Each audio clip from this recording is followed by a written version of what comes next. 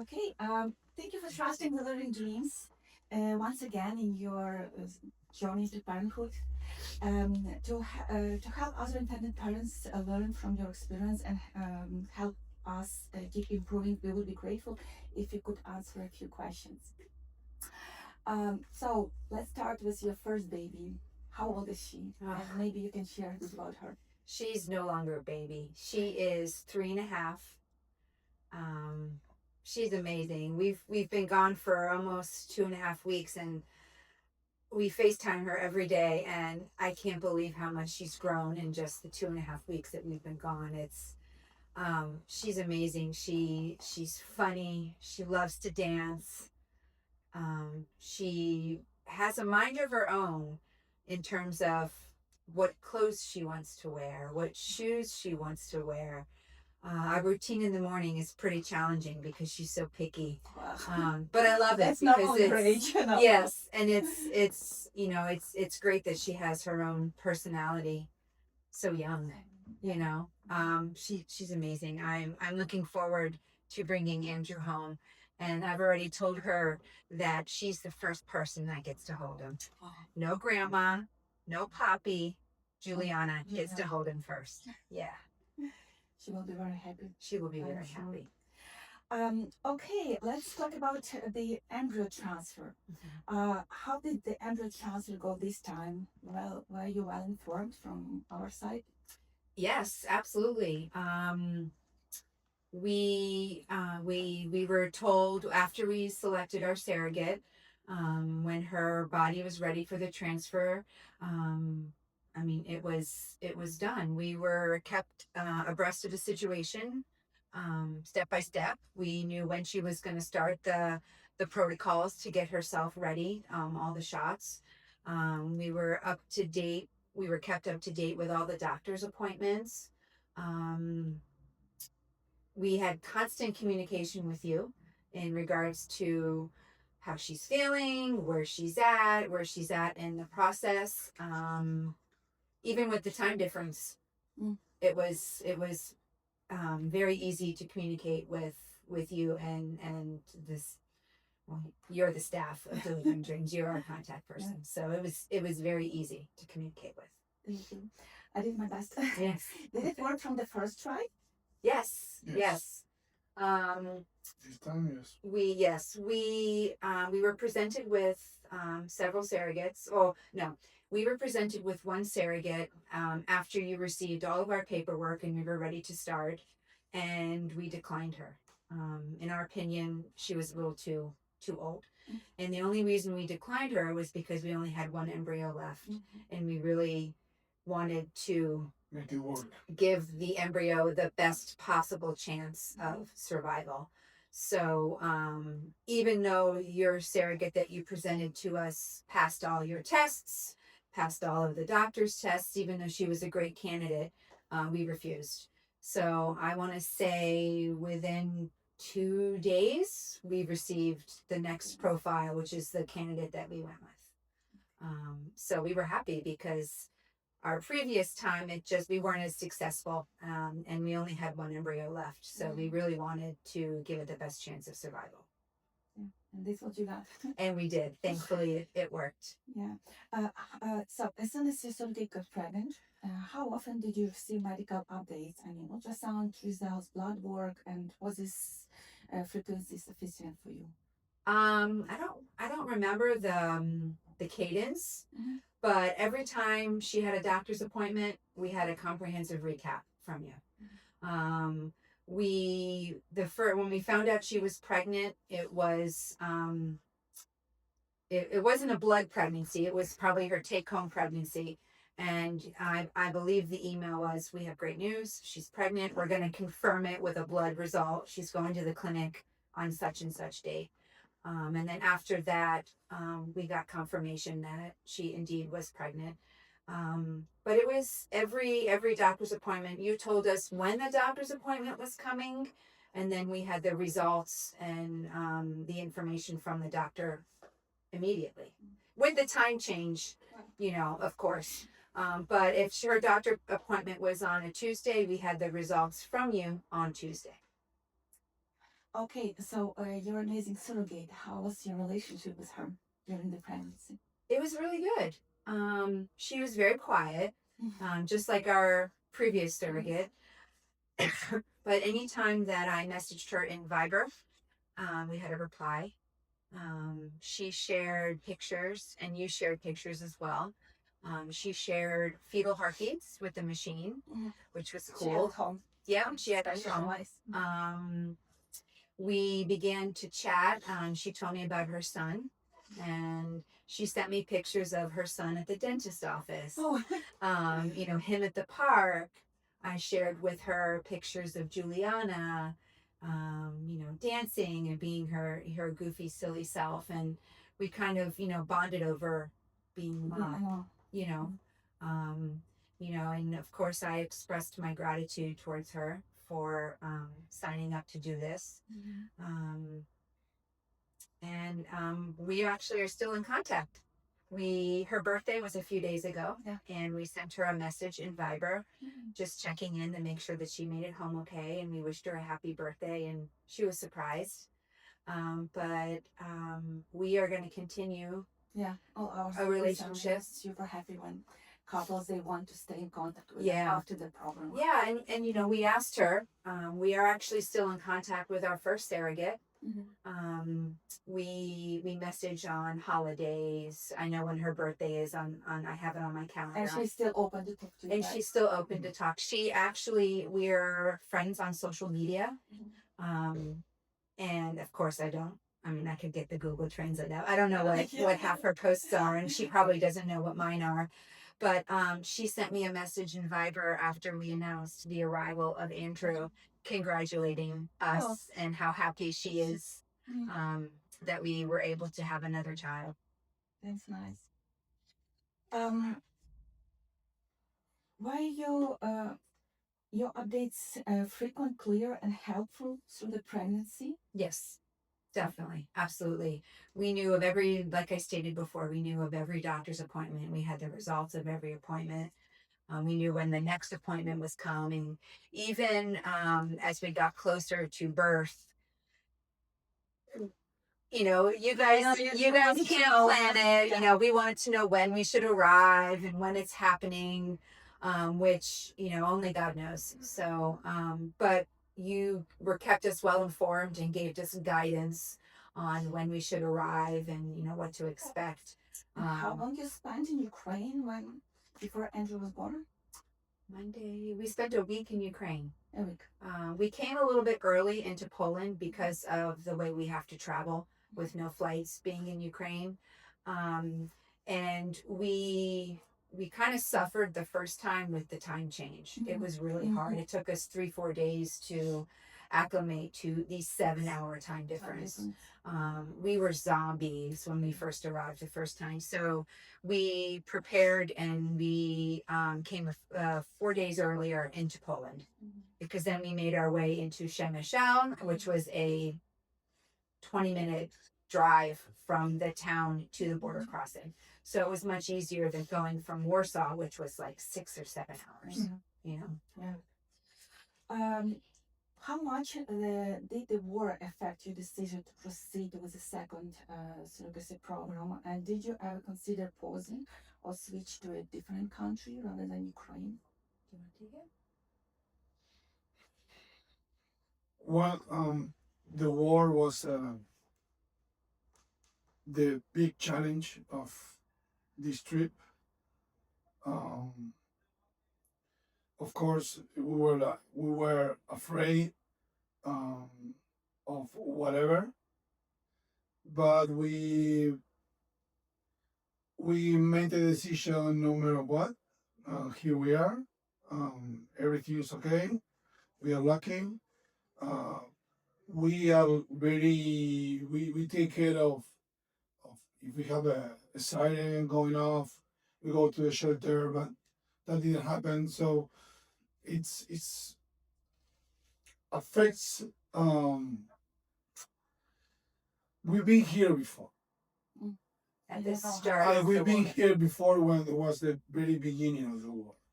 I guess at that moment it was a little bit more dangerous. And scary, That right? that now. Yeah. Anyways, anything can happen. We took the challenge. We are here.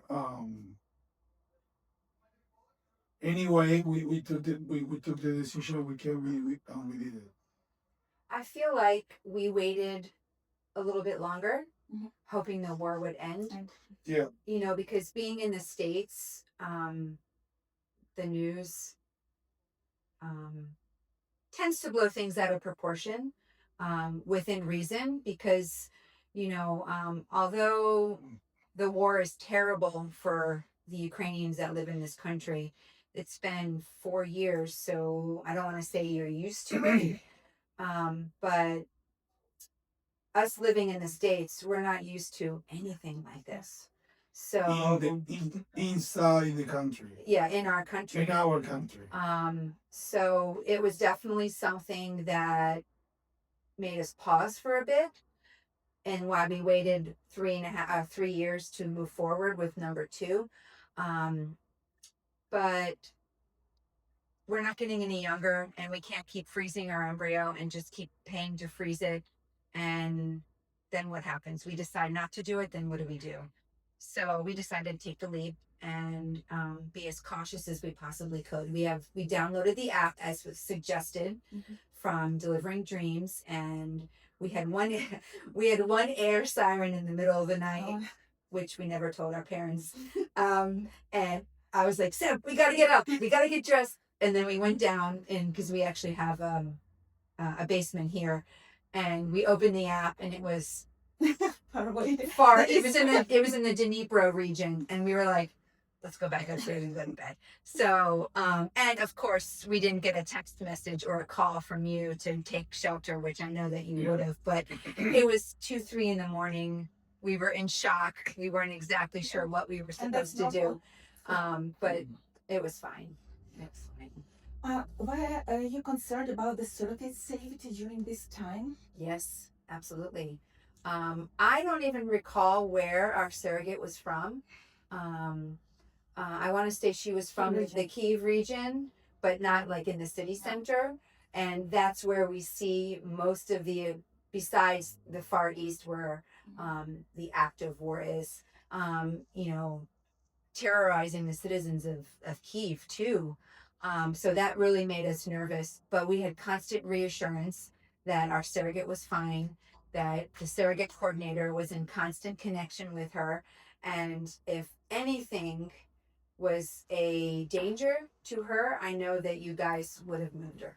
Yeah, like you did last time. Right? Like you did last time, yeah. So, but it's still nerve-wracking coming from the United States and seeing the coverage that we see on our news channels. But then on week 32, right, we relocated her to Lviv. Correct. While she was pregnant.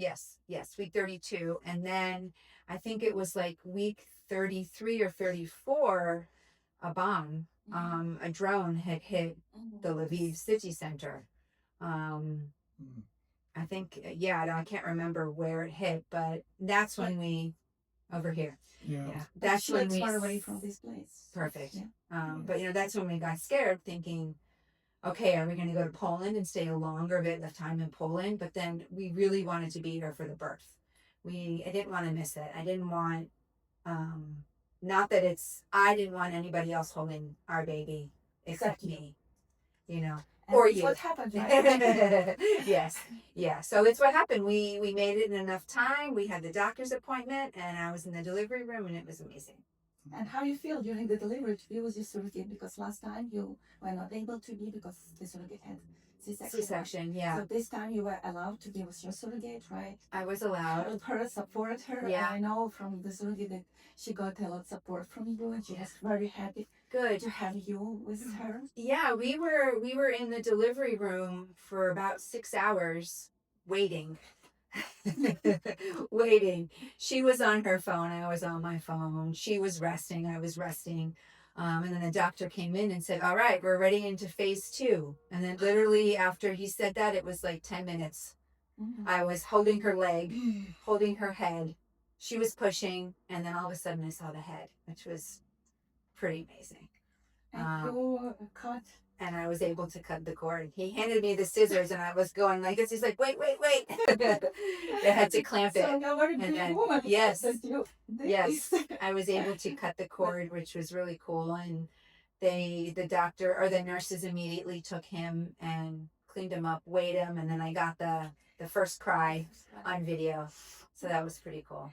That was pretty cool because typically that's the husband's responsibility. Obviously, this isn't the case because you know privacy issues and Mhm. him being the man. So I was able to do that, which was something I'll never forget. Yeah. How many days from birth did you receive the birth certificate and other documents required for the embassy? Was this faster, slower than the first time? I think it definitely was faster, 100%. Um, Andrew was born on Sunday, and was it Tuesday? Tuesday you had the medical birth certificate, and then it was translated. And Thursday we had the regular birth certificate, and then you delivered it to be translated. So and they were done on Friday. So a matter of 5 days, Mm-hmm. you were able to work your magic and get it fast for us. The I can't compare it to last time because the exit process was completely different. Yeah. We were able to leave with just the birth certificate, which I think we got around the same time because of the C-section. We were in the hospital longer. Mm-hmm. So he was born and we were discharged 5 days later. On the 6th day, we were crossing the border to go to Poland. So I think it was about the same time. But it definitely was quick. Definitely was quick because you just never know. Yeah. You never know. And with holidays here, unfortunately the embassy was closed on Friday because of the holiday. So that pushed us back in terms of making our appointment. And that could have pushed us back in terms of picking up our documents or you delivering the documents to be translated and notarized. But it was very quick, very, very quick. Much more than the time frame that you estimate for us, But you don't want to say it's going to be 5 days and it take 10 and then we're upset. Say that we're trying to do our best to try as much documents even before the delivery and get only the main documents after the delivery. But sometimes we had influence on the embassy with unfortunately on the register office on the states. Offices. Well, we had all the documents on the day after he was born, with the exception of the medical birth certificate, the regular birth certificate, and the extraction letter. But everything else was uploaded to the Google Drive, and it was labeled in the appropriate folder according to what our embassy wants. So it was very easy to go to the Google Drive, take the documents down, upload it into the application so that when the documents, the 3 missing documents were needed, all we had to do is edit the application and upload them. So it was seamless. Much the previous time, everything was on paper, which took longer at the embassy, which is no fault for you. It was the embassy side. But this way was easy and simple. And thank God for Google Docs because it's easy to download large attachments. What was better this time and what was worse? What was better? The weather was better. Everything was. No, everything was great. Fine. Nothing was worse. We faced all the challenges with all the uh, paperwork problems and how we were sorting everything. So like before, when the problem shows up, you were able to fix it right away. That's nothing was better or worse. I mean, everything was the same. The experience was very positive. Uh, Facing problems, you were like always working to fix everything right away. Uh, for me, that's the best part because I think that's the most important phase of the company, solving our problems. Yeah. And then the rules and the situations changes everything all the time. Like a month ago, the embassy stopped working with the agencies, and now they're working just with us. Okay, it's new. Last time with Juliana, crossing the border with just a paper, and then going and doing everything in the embassy in Poland. So adapting to all the situations, going over and fixing all the problems. I would say that's not the better or the worse. Is because everything was perfect. Thank you. Yeah. Thank you. And what advice would you give to other parents considering surrogacy in Ukraine, and surrogacy with delivering dreams? My first advice is to have patience, to trust in the company. In our case, trusting you. Um, it's not easy. Um, you need to be very brave to take a decisions like this, to come here to this side of the world, in the middle of the war, doing this. So when you take this decision, it's like you have something in you, and then the need, the wish, the goal of having a not just the kid. The kid is the family, is everything. Um, and then I would like to tell the people that you're gonna face a lot of problems every day. You're going to need to extend your hotel or Airbnb. You're gonna need to change your flying tickets. So get ready to um, overexpend money Mm-hmm. because problems shows up all the time. And we are in another country, and in this country they do the things differently. Not faster, no slower, no better, no worse, differently. So that's where we hired the company to do that job for us. So patience, um, trust, and if you make this decision, um, go all the way. You know, and then again, this is not United States, so don't expect to all the things they're gonna be like in the States, even the weather. Yeah. So yeah, don't come here thinking that if they don't do it like in the States, it's wrong. No, it's not like that. Open your mind. It's not like that. They do the things different, good, but different. So that's it. I I feel like the question that you need to ask yourself is, how badly do you want to have family? How far? You know, how far are you willing to go to build your family? Things don't, IVF doesn't work at home. Having a child yourself doesn't work at home. What steps are you willing to take to have a family? And to be honest, we only interviewed with Susan in Delivering Dreams. We didn't inquire about other companies. I did meet a lot of women on surrogacy Facebook chats that went with other companies here in Ukraine. Um, and they were telling me how they had to operate, how they had to pay the hospital, they had to pay the surrogate directly, they had to pay for the medicine. And I don't know if I would have been able to do something like that.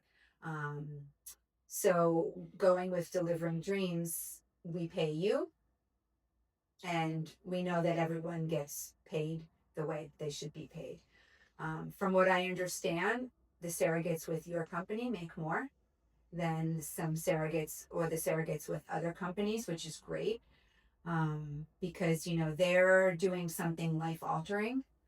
Um, to have that that thing inside of you to want to carry someone else's baby is not everybody could do it and is willing to do it. And they're compensated for it, and it's life changing for them. But then this is life changing for us, you know. I think you asked a question earlier about doing number two, and if we going for baby number two, and if we looked at going with another agency, no, and yes, we could have easily moved our embryo to another Because this agency. is your property, right? Yeah. And we could have easily done that, and I could have easily interviewed somebody else, but we had a positive experience the first time. So why do that? And I think that's also a great testament to Delivering Dreams. Yeah. That we are willing to come. Hey, we are willing to come, you know, during the war to come back. You know, we came to Kyiv in 2022 at the beginning of COVID. Yeah. To No, 2020. I'm sorry, 2020, in the beginning of COVID to Your own simulation. to do our own simulations and samples, and then we came back in October of 22, right when the war had started, and we came back again because we wanted a second child, and it wasn't going to stop us. And the best statement from us is we did it twice. Yeah, Yeah. and referrals too. I mean, We did it twice. I have a few friends, and I am willing and gladly willing to share my story and how we came across this, because the first thing everybody asked is, "Oh my God, Ukraine," and I'm like, it's not that bad, you know, like. Yes, there's a language barrier, but you know what? Google Translate is a lot. That's what's better. Google Translate works better this time than last time, you know? But Google Translate, we had you at our beck and call if we needed you to pick up the phone and translate something with us if we didn't quite get the meaning with the nurses or the surrogates. But the doctor that delivered Andrew spoke English. The pediatrician did not speak English, but she understood everything we said because we were typing it or saying it into Google Translate, and she was saying yes or no without even seeing what we were writing. So that was a bonus. That was positive because we didn't have that the first time around. Nobody spoke English the first time around. But it's you have to trust the company that you're working with. Susan and Delivering Dreams, and you and Ivan and Lubia and Anya. You guys are a team, and you rely on each other to work together and make Susan look good, because she's not the boots on the ground here. Her team is the boots on the ground, and the ones that work with the couples day to day, with the surrogates day to day, with the hospital day to day, you know? So it's important to trust in your coordinator that he or she is going to guide you and give the best possible service that they can, because it's a reflection of Susan, and that's what Susan would want. Yes. You know? Yes, exactly. You know? So she hired well, she trained well. I'm sure you did some training too with some new people that came in. And we just have to rely on you guys. Family, and we want to also feel that they come into family. Yes. But not just to agency who earns money. Right. Exactly. Okay, I see that Andrew's very impatient. Thank you so much for your open answers. Yes. And from me, it was a real pleasure to be part of your this journey again. Thank you for your trust and stay safe. Yes. Thank you. Thank you.